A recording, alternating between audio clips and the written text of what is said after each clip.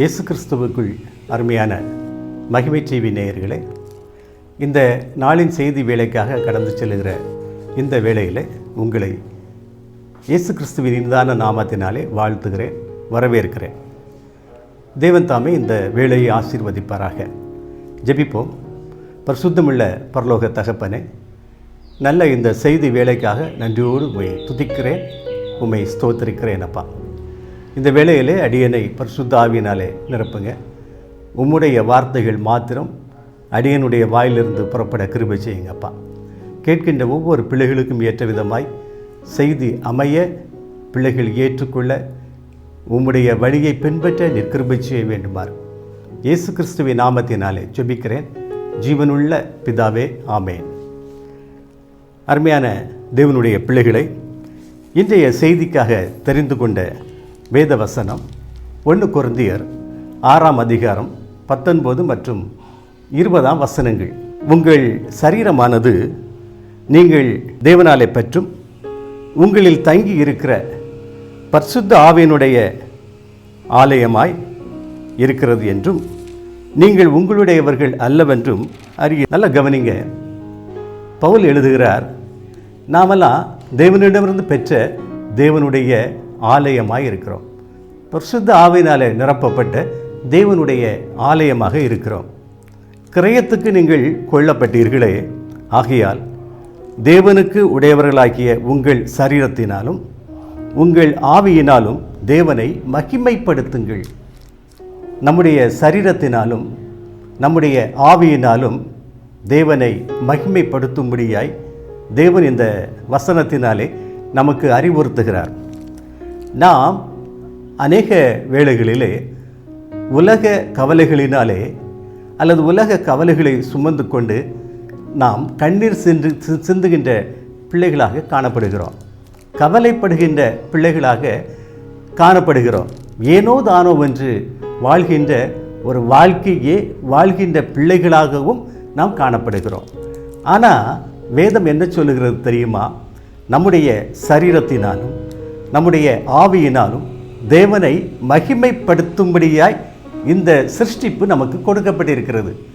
இதை புரிந்து கொண்ட பிள்ளைகளாக, உணர்வுள்ள பிள்ளைகளாக இருக்க வேண்டுமாறு நாம் அழைக்கப்படுகிறோம்.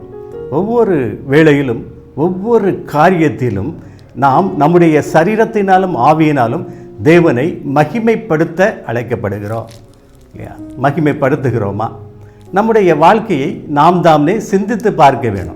ஒவ்வொருவரும் ஏனோதானோ என்று வாழ்கிற வாழ்க்கை கிறிஸ்தவ வாழ்க்கை அல்ல.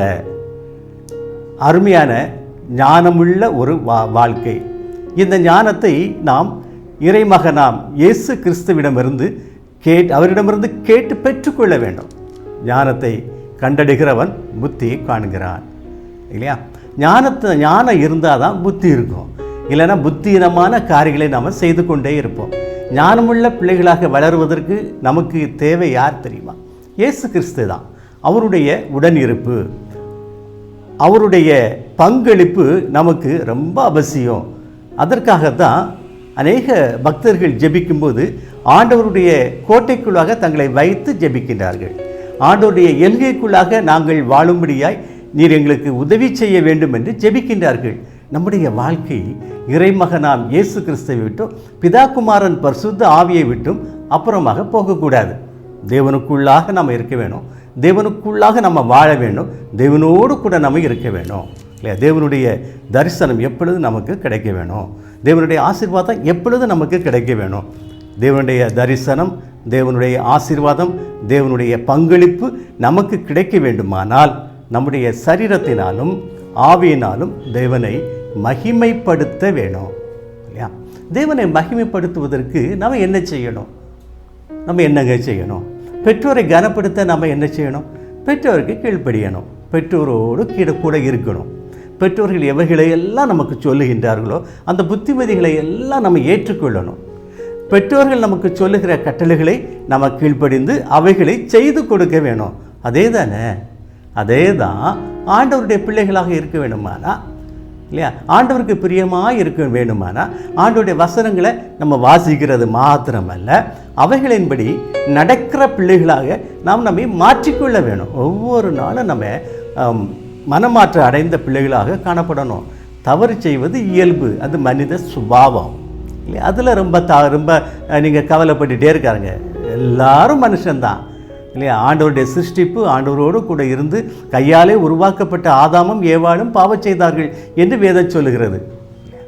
ஆனால் பாவம் செய்கிற ஒவ்வொரு மனிதனும் ஆண்டவருடைய முகத்தை நோக்கி பார்த்து ஒரு பாவ மன்னிப்புக்காக அவன் ஜெபித்தானால், அவன் கவலைப்படுவானானால் நிச்சயமாக தேவன் அவனை ஏற்றுக்கொள்வார். அவனுக்கு ஒரு நல்ல பரிசுத்த வாழ்க்கையை கொடுப்பார். தேவனுடைய உடனிருப்பை அவனுக்கு வெளிப்படுத்துவார் இல்லையா?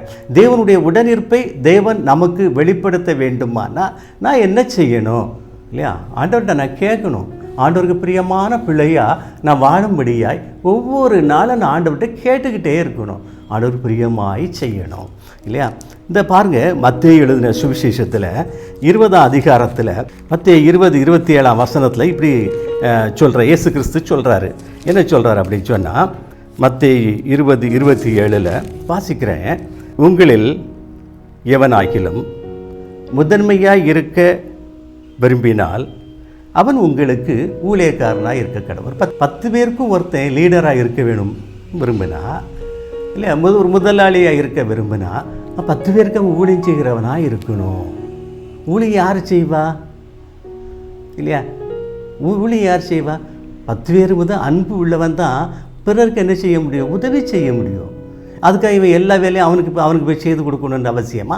அப்படி இல்லை. இயேசு கிறிஸ்து தன்னோடு கூட ஒரு 12 அப்போஸ்தலர்களை வச்சிருந்தார். அவர்களுப்பால் அவ்வளவு அன்புள்ள ஒரு தகப்பனாக இல்லையா, ஒரு தெய்வமாக கூடவே இருந்தார். பார்த்துடுங்க இல்லையா? அவர் கடைசியில் ஒரு எடுத்துக்காட்டை சொல்கிறாரு பாருங்கள். அவருடைய மரிப்பதற்கு முந்தைய நாள் என்ன செய்கிறார் பாருங்கள். அவங்கள எல்லோரும் உட்கார வச்சு கால்களை கழுவி கால்களை துடைச்சாராம். அப்போ உங்களுடைய பேதர் சொல்கிறாரு, ஆண்டவரே நீர் என்னுடைய கால்களை கழுவலாமா? நான் அதுக்கு பாக்கியவான் அல்ல அப்படின்னு சொல்லி சொல்கிறாரு. அப்போ இயேசு கிறிஸ்து சொல்கிறாரு, நான் உன்னை கழுவலான்னா நீ பரிசுத்தமாக மாட்டாப்பா, நான் உன்னை சுத்திகரிக்கலான்னா நீ பரிசுத்தமாக மாட்டான்.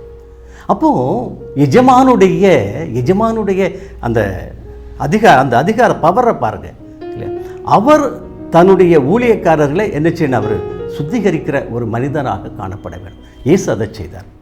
தன்னோடு கூட இருக்கிற பிள்ளைகளை சுத்திகரிக்கிற மனிதனாக தன்னை அவர் உருவாக்கி கொண்டார். நமக்கு ஒரு நல்ல ஒரு எடுத்துக்காட்டை வச்சிருக்கிறார். நம்முடைய எடுத்துக்காட்டு இல்லையா, யாருடைய எடுத்துக்காட்டாக இருக்கணும் தெரியுமா? இயேசு கிறிஸ்துவனுடைய எடுத்துக்காட்டாக. நான் அவரை பின்பற்றேன், இவரை பின்பற்றேன் அப்படி சொல்கிறதை காட்டிலும் இல்லையா, நம்முடைய எடுத்துக்காட்டு யாராக இருக்கணுமானா இயேசு கிறிஸ்துவாக இருக்கணும். அவர் அழகாக சொல்லியிருக்கார். இப்போ பாருங்கள், இதில் இன்னொரு வசனம் சொல்கிறார் பாருங்கள், 20ஆம் வசனம் 28. அப்படியே மனுஷகுமாரனும் ஊழியம் கொள்ளும்படி வராமல் ஊழியம் செய்யவும் அநேகரை மீட்கும் பொருளாக தம்முடைய ஜீவனை மீட்கும் பொருளாக தம்முடைய ஜீவனை கொடுக்கவும் வந்தார். அவர் ஊழியம் கொள்ளும்படி வரல, ஊழியம் செய்ய வந்தார். அவருடைய அந்த வார்த்தைகள் இல்லையா, அவருடைய அந்த செயல்பாடுகள் ரொம்ப வித்தியாசமாக இருக்கும். அவர் ஊழியம் கொள்ளும்படி வரல, நான் தான் இறைமகன் இயேசு கிறிஸ்து, எல்லாரும் எனக்கு ஊழியம் செய்யுங்க அப்படின்னு வரல. ஊழியம் கொள்ளும்படி வராமல் ஊழியம் செய்ய வந்தார். நமக்கு கொடுக்கப்பட்ட இந்த கிறிஸ்தவ வாழ்வு ஊழியம் செய்ய, தேவனுடைய வார்த்தைகளை அறிவிக்க, தேவனுடைய சத்தியங்களை அறிவிக்க, அதற்கு நமக்கு ஒரு போதிய திறமை இல்லையா? தேவனுக்கு பிரியமாய் நம்முடைய வாழ்க்கையை நம்ம வெளிப்படுத்தும்படியாக நம்ம அழைக்கப்பட்டிருக்கிறோம். அதற்காக நம்ம வந்திருக்கிறோம். ஒவ்வொரு பிள்ளைகளும் ஊழியக்காரன் தான். யாரெல்லாம் இயேசு கிறிஸ்துவை ஏற்றுக்கொண்டிருக்கிறார்களோ அத்தனை பேரும் தேவனுடைய ஊழியக்காரன் தான், தேவனுடைய சீடன் தான். தேவனை பின்பற்றுகிறவர்கள் எல்லாரும் தேவனுடைய சீடர்கள் என்று அழைக்கப்பட்டார்கள். நம்மளாம் சீடராக இருக்கிறோமா? நல்ல ஒரு கிறிஸ்தவனாக இருக்கிறோம், ரைட்டு. நல்லா நான் பைபிள் வாசிக்கிறேன், நல்லா ஜபிக்கிறேன், என்னுடைய பிள்ளைகளுக்காக, என்னுடைய குடும்பத்திற்காக, என்னுடைய சபைக்காக நல்லா ஜபிக்கிறேன். இன்னும் நம்ம வாழ்க்கையில் முன்னேறும். ஒவ்வொரு நாளும் நம்ம ஸ்டெப் பை ஸ்டெப்பாக முன்னேறி வந்துக்கிட்டே இருக்கிறோம். பரிசுத்தாவின் வல்லமை எல்லாரும் பெற்றுக்கொள்ளணுங்க. அதற்காக நம்ம வந்திருக்கிறோம் இல்லையா? பரிசுத்தாவின் வல்லமையை பெற்றுக்கொண்டால் பிறருக்காக ஜெபிக்கிற அந்த ஜெபம் பயனுள்ள ஜெபமாக இருக்கும். ஒவ்வொரு பிள்ளைகளும் தேவனுடைய சித்தத்தை அறிந்து நம்ம என்ன செய்யணும்? நம்ம வாழணும், நம்ம ஜெபிக்கணும். ஆண்டவர் நல்ல ஒரு ஜெபத்தை நமக்கு கற்றுக் கொடுத்தாரு. பார்த்துடுங்க, என்ன கற்றுக் கொடுத்தாரு பாருங்கள். பரமண்டலங்களில் இருக்கிற எங்கள் பிதாவே, உம்முடைய நாமம் பரிசுத்தப்படுவதாக, உம்முடைய நாமம் பரிசுத்தப்படுவதாக, உம்முடைய நாமம் பரிசுத்தப்படுவதாக என்கிற வார்த்தை நம்முடைய வாயிலிருந்து புறப்படும் போதே இல்லையா, நாம் எப்படிப்பட்ட பிள்ளைகளாக இருக்க நாம் அழைக்கப்படுகிறோம். நாம் பரிசுத்தமாய் வாழ அழைக்கப்படுகிறோம். உம்முடைய நாமம் பரிசுத்தப்படுவதாக, உம்முடைய ராஜ்யம் வருக, உம்முடைய ராஜ்யம் இல்லையா, பரலோகத்தில் நீர் செலுத்துகிற அந்த ராஜ்யம் பூலோகத்துக்கு வரட்டும் ஆண்டவரே. இங்கே உம்முடைய ராஜ்யம் செயல்படட்டும். மனிதனுடைய ஆளுகை இருக்கும் ஒரு பக்கம், ஆனால் இந்த ராஜ்யம் யாருடைய ராஜ்யமாக இருக்கணும்?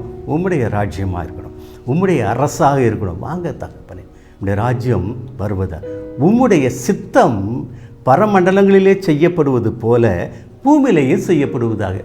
இங்கே செய்யப்படுகிற ஒவ்வொரு காரியமும் ஒவ்வொரு செயலும் உமக்கு விருப்பமாக இருக்கணும். உம்முடைய சித்தமாக இருக்கட்டும் ஆண்டவர்.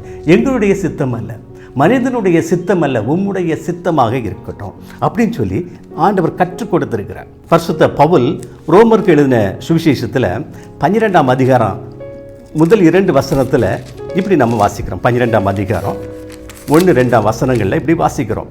இப்படி இருக்க சகோதரரே, நீங்கள் உங்கள் சரீரங்களை பரிசுத்தமும் தேவனுக்கு பிரியமுமான ஜீவ பலியாக ஒப்பு கொடுக்க வேண்டும் என்று தேவனுடைய இரக்கங்களை முன்னிட்டு உங்களை சரீரத்தை என்ன செய்யணுமா? பரிசுத்தமும் தேவனுக்கு பிரியமுமான ஜீவ பலியாக ஒப்பு கொடுக்கணும். நம்முடைய ஜீவனை ஆண்டவருக்கு தான் நம்ம ஒப்பு கொடுக்கணுங்க. நம்முடைய வாழ்க்கையை ஆண்டவருக்கு தான் ஒப்பு கொடுக்கணும். பிசாசுக்கு நம்ம ஒப்பு கொடுக்க அழைக்கப்படலை. கிறிஸ்தவ வாழ்வுடைய நோக்கம் அதல்ல. நம்முடைய நோக்கம் என்ன தெரியுமா? வாழ்வின் நோக்கம் என்ன தெரியுமா? நம்முடைய வாழ்வு இயேசு கிறிஸ்துவின் இடத்துல ஒப்படைக்கப்படணும். இயேசு கிறிஸ்துவின் இடத்துல தான் ஒப்படைக்கப்படணும், பிசாசின் இடத்தில் அல்ல. தேவனுடைய இரக்கங்களை முன்னிட்டு உங்களை வேண்டிக் கொள்ளுகிறேன். இதுவே நீங்கள் செய்யத்தக்க புத்தியுள்ள ஆராதனை. கோயிலுக்கு போகிறோம், ஆராதனை நடத்துகிறோம், இல்லை ஒரு கன்வென்ஷன் கூட்டத்துக்கு போகிறோம், ஆராதனை நடத்துகிறோம். அந்த ஆராதனை புத்தியுள்ள ஆராதனையாக இருக்க வேணுமானா என்ன செய்யணும்? நம்ம ரொம்ப கவனம். சரீரத்தையும் ஆத்மாவையும் நம்ம சரீரத்தினாலும் ஆத்மாவினாலும் தேவனை மகிமைப்படுத்தணும். ஆலயத்துக்கு போயிட்டோமானா சரீரம் ஆத்மா எப்படிப்பட்டதாக இருக்கணும்? என்னுடைய சரீரத்தினாலும் ஆத்மாவினாலும் நான் தேவனை மகிமைப்படுத்துகிறேனா? இந்த சிந்தனை நம்ம ஒவ்வொருவருக்குள்ளாக இருக்க வேணும். ஒவ்வொருவருக்கும் இருக்கணும். ஆலயத்தில் இருக்கிற அத்தனை பேருக்குள்ளாக இருக்கணும். இப்போ நீங்கள் நல்லா யோசித்து பாருங்க, தேவனுடைய ஆலயத்திற்குள்ளாக வந்த பிற்பாடு நம்முடைய சரீரத்தினாலும் ஆவியினாலும் தேவனை மகிமைப்படுத்துகிற எண்ணம் ஒவ்வொரு நபருடைய உள்ளத்திலும் இருக்குமானா அந்த ஆலயத்தில் தகராறு இருக்குமா? சண்டை இருக்குமா? எலெக்ஷன் இருக்குமா? நல்ல கவனிங்க. நீங்கள் இதே தானே வீட்டில் பெற்றோருக்குள்ளாக நம்ம இணைந்து வாழும்போது குடும்பத்தில் ஏன் சண்டை வருது? நம்ம நம்முடைய சரீரத்தினாலும் ஆத்மாவினாலும் நம்ம பெற்றோரை கனப்படுத்த நினைக்கல. பெற்றோரை கனப்படுத்த நாம் நினைச்சோமானா நிச்சயமாக குடும்பத்தில் என்ன இருக்காது? பிரச்சனையே இருக்காது. ஆமாம், ஒற்றுமை தான் அவசியங்க. குடும்ப ஒற்றுமை ரொம்ப அவசியம். சபையில் ஒற்றுமை ரொம்ப அவசியம். குடும்ப ஒற்றுமையினாலும் சபையின் ஒற்றுமையினாலும் நம்ம குடும்பமும் சபையும் எப்படிப்பட்டதாக காணப்படும் தெரியுமா? நல்லா கவனிங்க, எப்படிப்பட்டதாக காணப்படும் தெரியுமா? தேவனை மகிமைப்படுத்துவோம். எவ்வளோ அழகான ஒரு குடும்பம், எவ்வளோ அழகான ஒரு மனுஷன், எவ்வளோ அழகான ஒரு மனுஷி, எவ்வளோ அழகான ஒரு சபை, இப்படி நம்ம சொல்லப்படுகிறோமா? சொல்லப்படாததற்கு காரணம் நாம் பிறரை காமிக்கக்கூடாது, கை காண்பிக்கக்கூடாது. அவங்க தான் இதை செய்த அப்படி சொல்லக்கூடாது. அவன் தான் இதை செய்தால் நீங்கள் சொல்லிட்டீங்கன்னா அங்கே தவறு யார் மேலே இருக்குது? உங்கள் மேலே தான் இருக்குது, அவங்க மேலே இல்லை. நல்ல கவனிங்க, உங்கள் மேலே தான் இருக்குது, அவங்க மேலே இல்லை. அப்போ ஒவ்வொரு நபரும் தேவனுடைய நாமத்தை மகிமைப்படுத்துவதற்கு நம்முடைய நோக்கமாக இருக்கும்போது சபையில் எப்படிப்பட்ட பிள்ளைகளாக இருக்கணும், சங்கத்தில் எப்படிப்பட்ட பிள்ளைகளாக இருக்கணும், உலக சமுதாய வாழ்க்கையில் நம்ம எப்படிப்பட்ட பிள்ளைகளாக இருக்கிறோம். ஒரு பணி செய்கிறோம், அந்த பணி செய்கின்ற இடத்துல இவன் கிறிஸ்தவன் என்று நம்ம சொல்லப்படுகிறோம் அல்லவா? ஒரு பெயரை சொன்ன உடனே கிறிஸ்தவன் என்று சொல்லப்படுகிறோம் அல்லவா? இந்த பெயரை சொன்ன உடனே இவன் அருமையான தேவனுடைய பிள்ளை என்று நம்ம அழைக்கப்படுகிறோமா? பேப்பரில் பேரெலாம் வரும்போது, குற்றவாளியினுடைய பேர் வரும்போது அதில் கிறிஸ்டியன்ஸ் பேர் இருந்தால் எவ்வளோ நம்முடைய மனசு எவ்வளவு நோகுது தெரியுமா? காரணம் என்ன? நம்முடைய பிள்ளைகள் எப்படி இருக்க வேணும்னு சொல்லி நம்ம யோசித்து வச்சுருக்கிறோம். நம்முடைய நோக்கம் அதுவாக தான் இருக்குது. அந்த நோக்கத்தை நம்ம செயல்படுத்துகிறோமா? சிந்திக்கும்படியாக நாம் அழைக்கப்படுகிறோம். குடும்பத்தில் சமாதானம் இருக்கும்படியாக ஒவ்வொரு பிள்ளைகளும் நம்ம செயல்படுகிறோமா? செயல்படுகிறீர்களா? யோசிச்சு பாருங்க. எனக்கு அந்த கஷ்டம் இருக்குது, இந்த கஷ்டம் இருக்குது நீங்கள் சொல்லிகிட்டே இருக்கீங்களே, அவைகளை சொல்வதை காட்டிலும் குடும்பத்தில் சமாதானம் இருப்பதற்கு நான் செயல்படுகிறேனா? அதை நீங்கள் யோசிங்க. தேவன் உங்கள் மீது இரக்கம் பாராட்டுகிற தேவனாக இருப்பார். தேவனுக்காக நீங்கள் ஒரு காரியத்தை நீங்கள் செய்யும்போது, அதற்காக நீங்கள் அவமானங்களை சந்திக்கும் போது, தேவன் உங்கள் மீது இரக்கமுள்ள தேவனாக இருக்கிறார். உங்கள் காரியத்தை அவர் பார்த்துக்கிடுவார். உங்களுக்கு என்ன தேவை என்பது அவருக்கு தெரியும். அவருக்கு தெரியாமல் உங்களுடைய வாழ்விலே எதுவும் நடைபெறாது. நீங்கள் சுகவீனமாக இருந்தாலும் சரிதான், நீங்கள் பலவீனமாக இருந்தாலும் சரிதான், உங்களுடைய வாழ்க்கையிலே வெற்றியே இல்லையா இருந்தாலும் சரிதான், பிள்ளைகளுடைய திருமண வாழ்வு, பிள்ளைகளுடைய படிப்பு, பிள்ளைகளுடைய குணநலன்கள், இது விஷயமாக பிள்ளைகளுக்கு நன்றாக கற்றுக் கொடுங்கள். ஆனால் தவறு செய்யும்போது அதற்காக உட்கார்ந்து கவலைப்பட்டுக்கிட்டே இருக்காதுங்க. கவலைப்பட்டு உங்களுடைய வாழ்விலே பெற்றோர்கள் செய்ய வேண்டியது என்ன தெரியுமா? தேவனுக்கு பிரியமாய் காரியத்தை செய்யுங்க. உங்களுடைய ஆவியும் ஆத்மாவும் தேவனுடைய நாம மகிமைப்படுவதற்கு பயன்படுத்துங்கள். நீங்கள் பயன்படுத்துகிற பிள்ளைகளாக நீங்கள் காணப்பட்டீங்க, செயல்பட்டீங்க அப்படின்னு சொன்னால் உங்களுடைய குடும்ப வாழ்க்கையை தேவன் பொறுப்படுத்திக் கொள்வார். இன்னும் நீங்கள் பிள்ளைகள் நீங்கள் கவனிங்க. உங்களுடைய பெற்றோர் தவறு பண்ணுறாங்களா? பெற்றோர் ஒரு குடிகாரராக இருக்கிறாரா? இல்லை தேவனுக்கு பிரியமாக அவங்க நடக்கலையா? நீங்கள் என்ன செய்யணும்? ஜெபிங்க. உங்களுடைய ஆவியும் ஆத்மாவினாலும் தேவனுடைய நாமத்தை மகிமைப்படுத்துங்க. அப்போ குடும்பத்தில் ஒவ்வொருவருடைய செயல்பாடும் தேவனுடைய நாமத்தை மகிமைப்படுத்துவதாக இருந்தால் மற்றவர்கள் ஆசீர்வதிக்கப்படுவாங்களே, சீக்கிரமாக அவங்களும் ஏற்றுக்கொள்வாங்களே. நம்முடைய செயல்பாடு ஒவ்வொரு நாளும் எப்படிப்பட்டதாக இருக்கிறது? தேவனுக்கு பிரியமாய் செயல்பட வேணும் நாம. அது மாத்திரமல்ல, நம்முடைய ஆவியினாலும் சரீரத்தினாலும் தேவனுடைய நாமத்தை மகிமைப்படுத்த வேணும், தேவனை மகிமைப்படுத்த வேணும். இதை நம்ம கருத்தாய் வச்சுக்கிட்டோமானா தேவன் நம்மை ஆசீர்வதிக்கிற தகப்பனாக இருக்கிறார். அதான் அவர் அழகாக சொல்கிறார், பார்த்துடுங்க இல்லையா? ரோமர் 12ஆம் அதிகாரம் 2ஆம் வசனம், நீங்கள் இந்த பிரபஞ்சத்திற்கு ஒத்த வேஷம் தரிக்காதீங்க. இந்த பிரபஞ்சத்திற்கு ஒத்து நீங்கள் வாழாதீங்க. சண்டை போடணுமா? அதுக்காக அமைதியாக இருங்க, அமைதியாக இருங்க. யோசேப்பை கொண்டு சிறைச்சாலையில் அடைக்காங்க, போத்திபார் கொண்டு அடைக்கிறான். சொல்லியிருப்பான், நான் தவறு செய்யலைன்னு சொல்லியிருப்பான். ஆனால் அங்கே போய் அடைச்ச பிற்பாடு அவன் ஆண்டவர் ஏசிக்கிட்டே இருந்தானா, உட்காந்து அழுதுகிட்டே இருந்தானா? அவனுடைய வாழ்வு அந்த சிறைச்சாலை தலைவனுக்கு ஒரு எடுத்துக்காட்டாக இருந்தது. அதான் அவனுடைய வாழ்க்கையினாலே, அவனுடைய ஆவியினாலும் சரீரத்தினாலும் தேவனை நாமத்தை மகிமைப்படுத்துகிற பிள்ளையாக இருந்தான். அந்த சிறைச்சாலையுடைய முக்கியமான பொறுப்பை அந்த சிறைச்சாலை தலைவன் யார்கிட்ட கொடுத்துருந்தான் இல்லையா? யோசேப்பிட்ட கொடுத்துருந்தான். அந்த அளவுக்கு அவனுக்கு அவனுக்கு ஃப்ரீடம், எல்லா காரியங்களிலும் ஃப்ரீடம். அங்கேயும் பாருங்கள், அவனுடைய தேவனுடைய நாமத்தை மகிமைப்படுத்துவதற்கான காரியத்தை செய்துக்கிட்டே இருந்தான். 2 பேரும் வந்தான், சொப்பனம் கண்டான் இல்லையா? தேவனுடைய வார்த்தையை சொன்னான். இவன் ஏற்கனவே சொப்பனங்களை கண்டவன். இவன் தேவனுடைய வார்த்தையை சொன்னான். 2 வருஷம் ஆச்சு. 2 வருஷம் ஆச்சு திரும்ப விடுதலை ஆகுவதற்கு. பல நாட்கள் கடந்து கிடைக்கும். தேவனுடைய ஆசீர்வாதங்கள் பெற நீங்கள் காத்திருங்கள். ஆண்டவர் கவனிக்கிறார். இந்த பிள்ளை இல்லையா, ஆசீர்வாதத்தை பெறுவதற்காக என்னோடு அவன் கூட இருக்கிறானா? நம்முடைய உடனிருப்பு ஆண்டவருக்கு ரொம்ப ரொம்ப ஆவலாக இருக்கும். பார்த்துடுங்க, நம்முடைய உடனிருப்பை தேவன் ரொம்ப பிரியப்படுகிறார். ஆண்டவரோடு கூட இருக்க பாருங்க. இந்த உலகத்தையே சிருஷ்டித்த ஆண்டவர் ஆதாமையும் ஏவாளையும் தேடி வருவார். ஒவ்வொரு நாளும் வருவார், குறிப்பிட்ட வேளையில் வருவார், வந்து அவர்களோடு கூட பேசிட்டு போவார். இதே போல் தேவன் நம்மோடு கூட பேச வருகின்ற நேரங்கள் இந்த உலகத்தில் உண்டு. அந்த நேரத்தை நீங்கள் குறித்து வச்சுக்கிடுங்க. அந்த நேரம் ரொம்ப சந்தோஷமாக இருக்கும். ஆமாம், எவ்வளோ கவலை இருந்தாலும் அந்த கவலை நமக்கு தெரியவே தெரியாது. எல்லாம் அப்படி ஒரு பனி போல் நமக்கு மறைஞ்சு போயிடும். தேவன் நம்மோடு பேசுகிற அந்த நேரமானது எப்படி இருக்கும் தெரியுமா? ஏதோ வானத்தில் நம்ம பறக்கிற மாதிரி இருக்கும். ஒரு நன்மை பெறாமலேயே நம்முடைய உள்ளமானது அப்படி பொங்கி பொங்கி பொங்கி பொங்கி இல்லையா பூரித்து போகும். பார்த்துடுங்க, அந்த நேரங்களில் நம்ம ஆண்டவரை துதிச்சுக்கிட்டே இருப்போம். ஆனால் யோசித்து பார்த்தா எந்த நன்மை நமக்கு கிடைச்சிருக்காது. ஆனால் ஆண்டவரை துதிச்சுக்கிட்டே இருப்போம். ஆண்டவரை துதிச்சுக்கிட்டே இருக்கிறேன் அப்படின்னு சொன்னால் அதுக்கு அர்த்தம் என்ன? தேவனுடைய நிழலில் நான் இருக்கிறேன்னு அர்த்தம். தேவனுடைய செட்டைக்குள்ளாக நான் இருக்கிறேன்னு அர்த்தம். தேவனுடைய பாதுகாப்பு எனக்கு இருக்குன்னு அர்த்தம். இந்த வேளையிலையும் நீங்கள் ஆண்டவருடைய நாமத்தை துதிக்காமல் இன்னும் வேறொரு காரியத்தை சொல்லிக்கிட்டு நினச்சிக்கிட்டு அவைகளை நீங்கள் திங்க் பண்ணிகிட்டே இருப்பீங்கனானா, அவைகளை குறித்து நீங்கள் கவலைப்பட்டுக்கிட்டு இருப்பீங்கனானா ஆண்டவர் நினச்சிவார். ஆண்டவர் நமக்கு 6 அறிவை கொடுத்துருக்கிறாரு. நன்மை தீமை அறியத்தக்க எல்லா அறிவையும் கொடுத்துருக்கிறார்ல. வசனத்தை கொடுத்துருக்கிறார். வசனத்தை வாசிக்கிறோம் நம்ம. அவர் எல்லாம் பார்த்துட்டே இருக்கிறார்ல. ஆண்டவருடைய கண்கள் மண்புத்திரன் மேல் நோக்கமாக இருக்கிறது. இவன் என்ன செய்து, என்னுடைய பிள்ளை என்ன செய்துட்டு இருக்கிறான்? நம்முடைய ஒவ்வொரு செயல்பாடு ஆண்டவர் கையில் இருக்கக்கூடிய ஜீவ புஸ்தகத்தில் எழுதப்பட்டு கொண்டே இருக்கிறது. நன்மை செய்தாலும் எழுதப்படுகிறது, தீமை செய்தாலும் எழுதப்படுகிறது. அப்போ தேவனுடைய ஆசீர்வாதம் யாருக்கு தெரியுமா? நன்மை செய்கிறவர்களுக்கு மாத்திரமே. அதான் ஆசீர்வாதங்க. மற்றபடி கிடைக்கும், ஒரு நேரம் கிடைக்கும், என்னைக்கு வெளியே போகுதுன்னு நமக்கு தெரியும். ஆனால் ஆசீர்வாதம் அப்படி இல்லை, அது நிலைச்சு நிற்கும். ஆபிரகாமுடைய ஆசீர்வாதம் இன்றளவு பூமியின் கடைசி வரையும் நிலைத்து நிற்கிற ஒரு ஆசீர்வாதம் அல்லவா? அந்த ஆசீர்வாதத்தை நாமும் பெற வேண்டாமா? நம்முடைய பிள்ளைகள் பெற வேண்டாமா? நம்முடைய வருங்கால சந்ததிகள் பெற வேண்டாமா? அப்போ நீங்கள் என்ன செய்யணும்?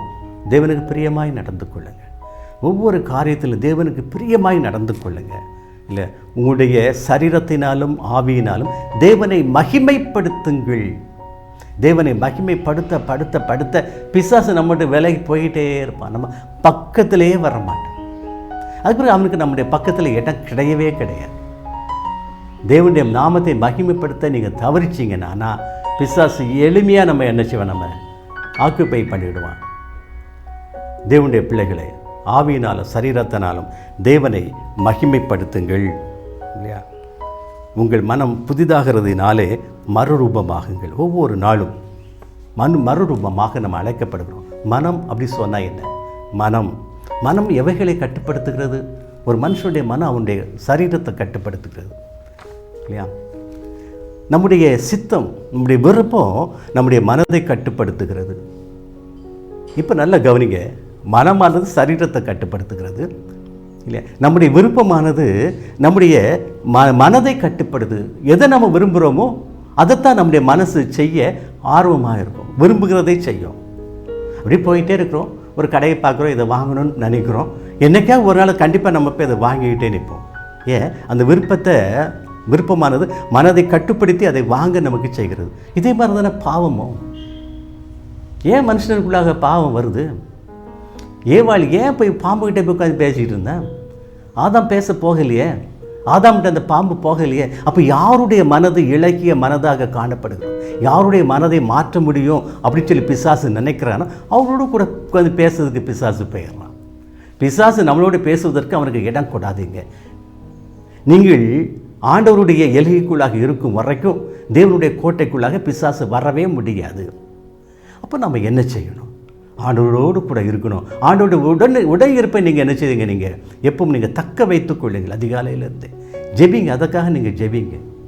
நாம் பாவம் செய்கிற பிள்ளைகள் தான், இல்லைன்னு சொல்ல முடியாது, யாராலும் மறுக்க முடியாது. ஆனால் அந்த பாவத்தை விட்டு விலகி மனம் புதிதாகிறதுனாலே தேவனுடைய சன்னிதானத்திற்குள்ளே நுழைய நம்ம அழைக்கப்பட்டிருக்கிறோம். தெய்வ சித்தத்தின்படி நம்ம நடக்க பரிபூர்ணமாக தேவனுடைய சித்தம் செய்ய நீங்கள் என்ன செய்யுங்க? உங்களை ஒப்புக் கொடுங்கள். தேவனுடைய விருப்பப்படி நடப்பேன் ஆண்டவரே அப்படி சொல்லி நீங்கள் ஒப்புக் கொடுங்கள். அப்போஸ்தலர் 9ஆம் அதிகாரம் 6ஆம் வசனத்தில் ஒரு சம்பவத்தை நம்ம வாசிக்கிறோம். என்ன சம்பவத்தை வாசிக்கிறோம் அப்படின்னு சொன்னால், சவுல் அது வரைக்கும் என்ன செய்கிறான் அப்படின்னு சொன்னால், திருச்சபையின் பிள்ளைகளை கைது செய்து அவங்கள சிறையில் அடைக்கிறான். கொல்வதற்கும் அவன் என்ன செய்கிறான்? அவன் அனுமதி வாங்கி வச்சிருக்கிறான். இது அவனுடைய வேலை. நல்ல ஒரு தைரியமான இளம் வாலிபன். இயேசு அவனை பார்த்துக்கிட்டே இருக்கிறார். அவனை பார்த்துட்டே இருக்கும்போது இவனை கொண்டு திருச்சபை உருவாக்கணும் அப்படின்னு நினைக்கிறார். அதனால் இயேசு கிறிஸ்து பவுலை என்ன செய்கிறாரு? சந்திக்கிறார். அப்போஸ்தலர் 9ஆம் அதிகாரம் 6ஆம் வசனம், அவன் நடுங்கி திகைத்து, ஆண்டவரே நான் என்ன செய்ய சித்தமாக இருக்கிறேன்? கேள்வியை பார்த்தீங்களா? நான் என்ன ஆண்டவரை செய்யணும்? உங்களுடைய சித்தம் என்ன? என்னை குறித்து உங்களுடைய சித்தம் என்ன? கேளுங்க தேவனுடைய பிள்ளைகளை. நீங்கள் ரொம்ப கஷ்டத்திலே பட்டுட்ருக்கீங்களா? வியாதியிலே இருக்கிறீங்களா? பிள்ளைகளால் பிரச்சனையா? உங்களாலே பிரச்சனையா? கணவனாலே பிரச்சனையா? மனைவியாலே பிரச்சனையா? இன்றைக்கி நீங்கள் ஒரு கேள்வியை ஆண்டவர்கிட்ட நீங்கள் கேளுங்க. ஆண்டவர் நான் என்ன செய்யணும்? இந்த பிரச்சனை எல்லாம் மாறுவதற்கு நான் என்ன செய்யணும்? நான் ஆசீர்வாதம் பெறுவதற்கு நான் என்ன செய்யணும்? வியாதியாக எதுவாக இருந்தாலும் கேளுங்க. இன்றைக்கு முழங்கால் படிக்கிட்டு நீங்கள் கேளுங்க. கேட்டதை கொடுப்பவர் நம்முடைய ஆண்டவர். இல்லையா? உங்களுக்கு என்னது தேவை என்று அவர் அறிந்திருக்கிறார், முன்கூட்டியே அறிந்திருக்கிறார். நீங்கள் கேட்டிங்கன்னா ஆண்டவர் ரொம்ப சந்தோஷப்படுவார். நான் என்ன செய்யணும்? நான் என்ன செய்ய சித்தமாக இருக்கிறேன் ஆண்டவரே இல்லையா? அப்போ ஆண்டவர் சொன்னார், நீ எழுந்து பட்டணத்திற்குள்ளே போ, நீ செய்ய வேண்டியது உனக்கு அங்கே சொல்லப்படும் இல்லையா? புறஜாதிகளுக்கு அவனை சீஷனாக உருவாக்கி அவனை அனுப்பினார். கிறிஸ்துவுக்கு அன்பானவர்கள், இதே வேலையை தேவன் நமக்கு கொடுப்பார். வேறு எந்த வேலையும் நமக்கு கொடுக்க மாட்டாருங்க, எந்த கஷ்டத்தையும் கொடுக்க மாட்டார். தேவனுடைய வார்த்தைகளை நம்ம சொல்லணும்.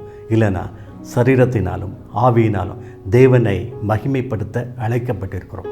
நீங்கள் கட்டுப்படுங்க, உங்களுடைய வாழ்க்கை நீங்கள் எப்படி இருக்குன்னு நீங்கள் பார்ப்பீங்க. ஜெபிப்போமா? பரிசுத்தமுள்ள பரலோக தகப்பனே, அருமையான இந்த செய்தி வேலைக்காக உண்மை நன்றியோடு துதிக்கிறேன், உண்மை ஸ்தோத்திரிக்கிறேனப்பா. அருமையான ஒரு வசனத்தை கொடுத்துருக்கீங்க தகப்பனே. உங்களுடைய பிள்ளைகளுக்கு உங்கள் சரீரத்தினாலும் உங்களுடைய ஆவியினாலும் தேவனை மகிமைப்படுத்துங்கள் அப்பா. இந்த நொடியிலிருந்து எங்களுடைய சரீரத்தினாலும் ஆவியினாலும் அப்பா உண்மை மகிமைப்படுத்தும்படியாய் எங்களை கட்டுப்படுத்துங்க தகப்பனே. எங்களை ஆசீர்வதிங்க. உடைய அக்கினி மதிலாக இருந்து எங்களை பாதுகாத்துக் கொள்ளுங்கப்பா. ஒவ்வொரு பிள்ளைகளையும் ஆசீர்வதிங்க. உங்களுடைய ஆசீர்வாதத்தை நிரந்தரமாய் பெற்றுக்கொள்ளும்படியாய் ஒவ்வொருவரையும் தொட்டு பலப்படுத்துங்க, சுகப்படுத்துங்க, ஆசீர்வதிங்க. இயேசு கிறிஸ்துவின் நாமத்தினாலே ஜெபிக்கிறேன் ஜீவனுள்ள பிதாவே. ஆமென், ஆமென், ஆமென்.